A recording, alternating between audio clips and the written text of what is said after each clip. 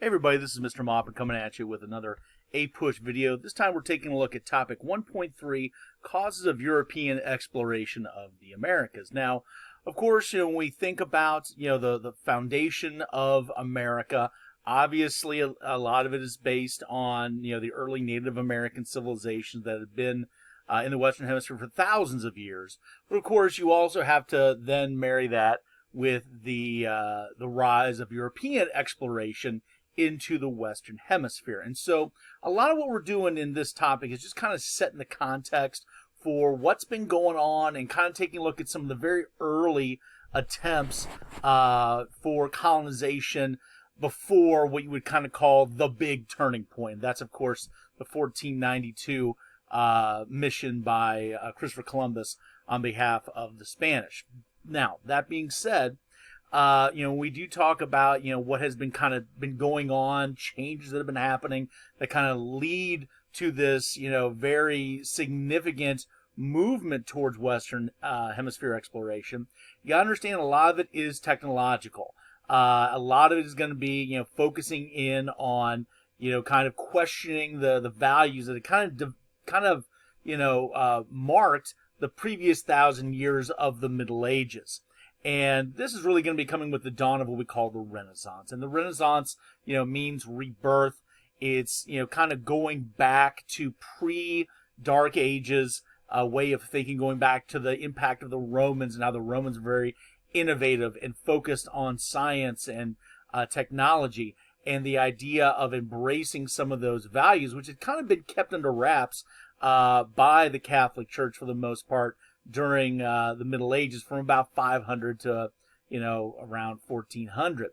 And so with the Renaissance, you're going to see more of a push for scientific inquiry, technological innovation, and that's going to have a tremendous impact. And some of the very important things you're going to need for effective exploration and development of colonies in the Western Hemisphere are going to happen during the Renaissance. So you get the development of gunpowder for the first time.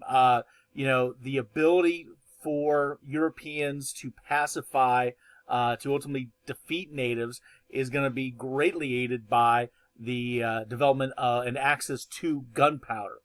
The development of the modern compass is obviously going to be important for exploration, giving you a sense of where are you, and being able to travel thousands of miles from home and not, in essence, get lost because of the compass. And of course, the printing press, which is, you cannot overstate its significance. The ability to greatly and rapidly disseminate information on a mass scale. This is really what you would call going viral before going viral. In what used to be very limited access to printed text is now going to be widely dispersed, much cheaper to produce, and it's going to only fuel more literacy and more knowledge, which is going to only drive more innovation, which drives exploration. Now, as we're seeing this technological and scientific revolution taking place, there's also going to be some important things that are going to be happening in terms of religious wars, conflicts, issues, etc. And one of those issues is going to be the Catholics versus the Muslims and the Catholics versus the Protestants. If we are looking to Spain, Spain had been a series of independent kingdoms, be it Castile, Seville, Andalusia, etc. We're going to start to see a war kind of break out for unification, and a lot of this is going to be centered on defeating Muslims, which had established kingdoms in Spain for several centuries by the time we get to the 1400s. And so this is a war of Catholicism against Islam, but it's also a war to kind of unify the Iberian Peninsula, at least as much of it as possible. And though Portugal does not become part of this greater Spain, the rest does. And when we see the unification of Spain as a singular Catholic nation, under the leadership now of two nobles, Queen Isabella to the left and King Ferdinand to the right, which, let's be honest, look almost eerily similar in this painting, is going to kind of set Spain in the direction of being a major force on the global stage. It's going to be able to consolidate its wealth, its resources, and its power, and it will not be content with just being the power on the Iberian Peninsula. It wants to be a great power on the global stage, and getting in the exploration game is going to be an important part of that.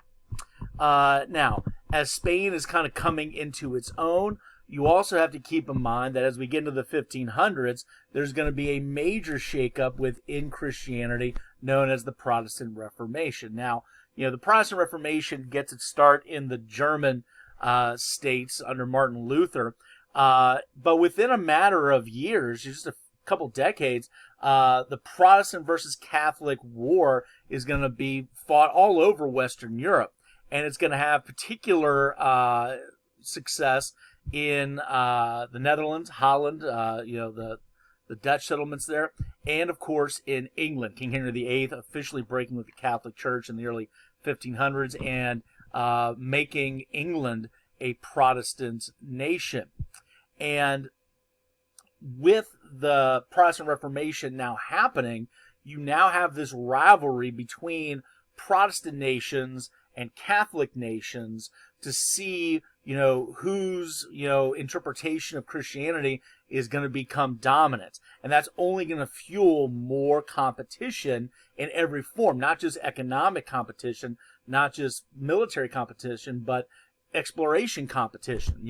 As we start to see exploration being something that is going to be real as we get into Africa and the Western Hemisphere and beyond, all of these major powers, England, Spain, Portugal, France, the Dutch, etc., are all going to be kind of spurred additionally to try to become exploring powers because they want to defend and promote and expand support for their version of Christianity. But of course, economics is also going to play a critical role in kind of spearheading this desire for Western Hemisphere exploration. And a lot of it is going to be centered on issues along what's going to be known as the Silk Road. Now, as you can see here, the Silk Road was an ancient, basically trading route that goes all the way from Europe through the Middle East, through Central Asia, and all the way to China. Probably the person you most famously associate with the Silk Road, of course, is Marco Polo, an Italian making his way to China in the 13th century.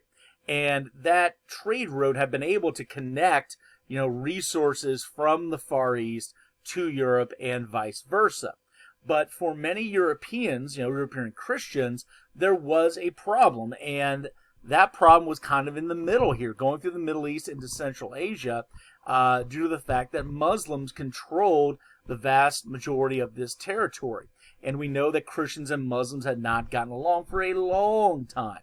And so for many Christian nations, they obviously want to make as much money as possible. They don't want to aid the Muslims along the way. And basically, what we're talking about here is that if you are trading goods from Europe to China, a good that you're selling from Italy is going to get bought and resold all along the trade route. And the more that it's traded, the more expensive it's going to be in China, and therefore it's going to be more difficult to sell, and vice versa. So basically what Christian nations did, not just for economic reasons, but yes, I'm sure, cultural and religious reasons as well. What the Christians in Europe wanted to do was basically cut out the Islamic middlemen and try to trade with China directly. And so and for a long time, that just wasn't really feasible. You had to go through the Islamic states to get to China. But once we start to see that, hey, the world is round, it's not flat. And please do not believe the assumption, the myth that only Christopher Columbus believed the world was round and nobody else believed him. It was already pretty well established amongst scholars and intellectuals, scientists, that the world was round before Columbus ever decided to travel westward. So if the world is round, then that means there's got to be another way to get to China than just traveling east. You've got to be able to get there moving west as well. And so that's going to spur this desire of, hey, let's travel to the west and let's see if we can get to China directly without having to deal with, Muslim middlemen, if you will. And we're going to see early on explorers from Portugal probably having the most success early on in this desire to kind of find alternative routes to the east. One of those that's going to have some important success is Henry the Navigator, pictured right here.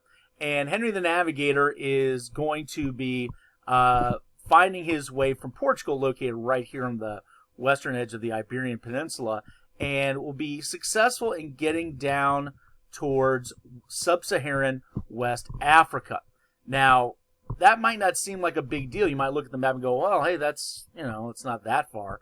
Well, you got to understand that because of technology, sailing technology, and, the currents and whatnot, it had been historically pretty much virtually impossible to be able to sail from Europe beyond the Saharan desert.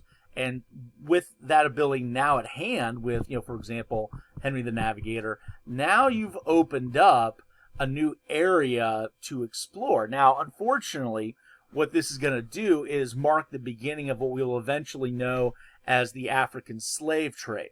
Understand, the slave trade as we understand it from an American perspective does not exist until exploration. Yes, slavery had been around, from ancient times, but it was not in the same idea as we're going to start to see it once we start to see West Africans becoming enslaved in mass, the beginning of what we would call chattel slavery, which is going to be noticeably different than what you had seen during ancient times. So that's going to be a noticeable effect.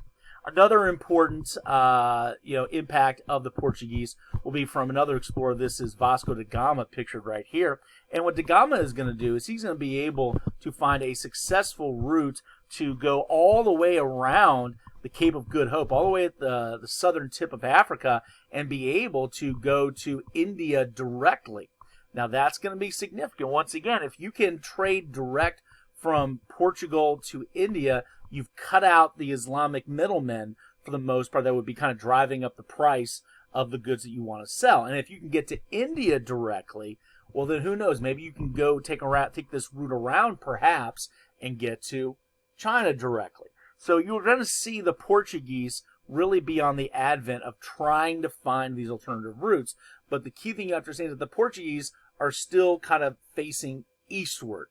You're not seeing the big attempts to traverse the Atlantic Ocean at this point yet, which makes sense. You know what I mean? Which does make sense. And note, as Spain is becoming a powerful nation state, it's going to be one of many at this time. Portugal, England, France are going to be powerful city-states, or not city-states, nation-states rather. And this is going to be important because as you start to have a nation, you identify as a group of people with a shared ethnicity and a singular leader, as opposed to feudal times where your loyalty was really just to the local lord or noble, as opposed to somebody else that might have similar, ethnic, cultural values. And what that does is basically unify people under a singular government, under these shared views, and you're sharing and pulling together these resources. And that's going to, once again, with added shared pooled resources, makes it more feasible economically to kind of drive this exploration that's going to be happening. Okay, so we'll leave it there for now. We'll wrap it up with another video next. We'll see you next time. Bye.